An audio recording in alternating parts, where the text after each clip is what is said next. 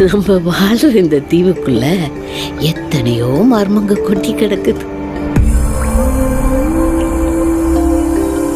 அது எல்லாத்தையும் விட புரியாத மர்மம்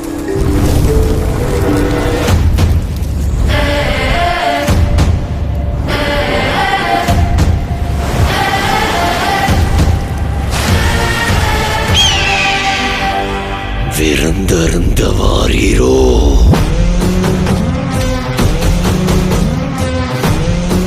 சாவிறங்குற மாதிரி மேலே இறங்கி அவன் அந்த மண்டை ஓட்ட ரத்தத்தை நிரப்பி அரத்திக்கு கொண்டு வா.